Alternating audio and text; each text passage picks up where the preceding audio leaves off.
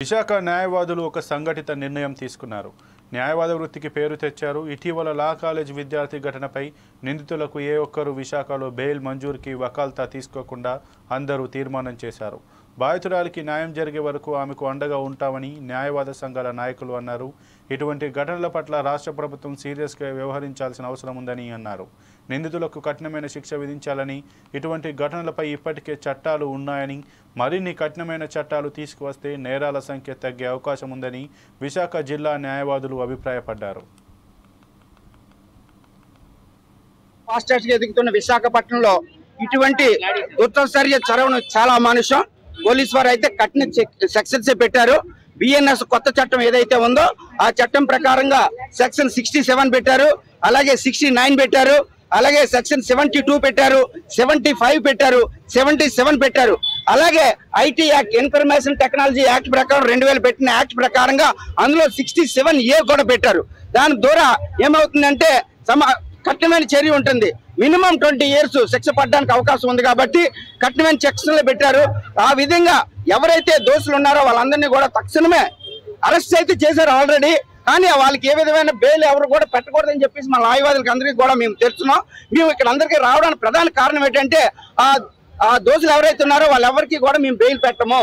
ఎందుకంటే ఒక లా విద్యార్థి, అలాగే స్టూడెంట్స్ కూడా లా విద్యార్థులే, కానీ ఇటువంటి అమానుషాన్ని పాల్పడడం తప్పు అని వాళ్ళు తెలిసి కూడా చేశారు కాబట్టి ఇది సంఘ విద్రోహ చర్య కాబట్టి తక్షణమే వాళ్ళు అరెస్ట్ చేశారు కాబట్టి వాళ్ళు రిలీజ్ చేయకూడదని చెప్పేసి మేము డిమాండ్ చేస్తున్నాం. ఆ విధంగా మా ప్రెసిడెంట్ గారు, మా అసోసియేషన్ మెంబర్స్ అందరూ కూడా, రాష్ట్ర వ్యాప్తంగా ఉన్న నాయకులందరూ కూడా వాళ్ళకి బెయిల్ పెట్టడానికి అయితే మేమైతే సిద్ధంగా లేము.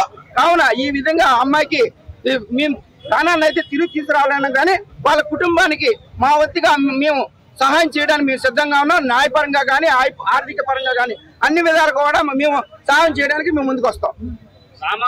నేరం జరిగిన తర్వాత శిక్ష వేయడం కంటే నేరం జరగకుండా ఏం చేయాలి అన్నది ఇప్పుడు ఆలోచించాలి. ఎందుకంటే నేరాలు జరుగుతున్నాయి, శిక్షలు పడుతున్నాయి, కానీ నేరాలు ఇంకా ఎక్కువ అవుతున్నాయి తప్ప తగ్గట్లేదు. కాబట్టి మేము ప్రభుత్వాన్ని విన్నవించుకుంటుంది ఏంటంటే ఈ మధ్య ఓటీటీ ప్లాట్ఫామ్లో అశ్లీల దృశ్యాలు, అనేకమైనవి పిల్లలు చూడకూడనివి అన్నీ కూడా ప్రసారం చేస్తున్నారు.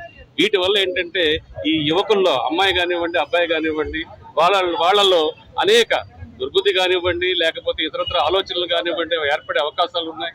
కాబట్టి ఓటీటీ ప్లాట్ఫామ్లో అశ్లీల దృశ్యాలు ప్రసారం చేయకూడదు.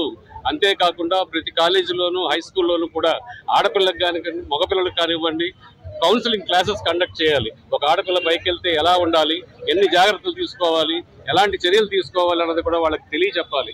అలాగే మగపిల్లలకు కూడా ఆడపిల్లల పట్ల ఎలా ప్రవర్తించాలి, ఎలా గౌరవించాలి అన్నది కూడా మనం కాలేజీ స్థాయిలోను, హై స్కూల్ స్థాయిలోను వాళ్ళకి నేర్పించాలి. ఇది గవర్నమెంట్ ప్రత్యేకంగా దీని మీద శ్రద్ధ పెట్టి దాని గురించి ఆలోచించాలని చెప్పేసి ఆల్ ఇండియా లాయర్స్ యూనియన్ తరఫున మేము కోరుకుంటున్నాం. రాష్ట్ర వ్యాప్తంగా మీరు ఎవరైతే ఉన్నారో, ఎవరైతే తప్పు చేశారో వారికి బెయిల్ పెట్టమని మీరు చెప్తున్నారు. అదేవిధంగా బాధితమైన ఎవరైనా కూడా మీ లాయర్లందరూ కూడా బాధితమైన ఏ విధంగా పోరాడే అవకాశం ఉంది సార్? ఇక్కడ దీనికి కంటిన్యూ సార్, ఇక్కడ లా విద్యార్థిని కాబట్టి మీరు అంతా ఏక నిర్ణయం తీసుకున్నారు. జనరల్ మహిళలపై కూడా జరుగుతుంది. మంచి ప్రశ్న అడిగారు. లా విద్యార్థి అన్నంత మాత్రాన మేము ఈ నిరసన కార్యక్రమం చేపట్టడం లేదు.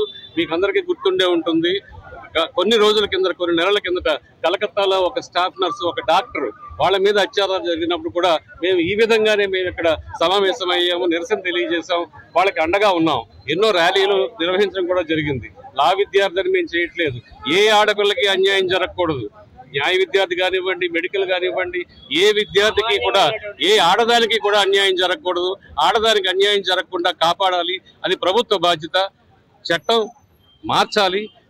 ఆడపిల్లలకి స్కూల్లోనూ, కాలేజీల్లోనూ, ఎడ్యుకేషన్లోనూ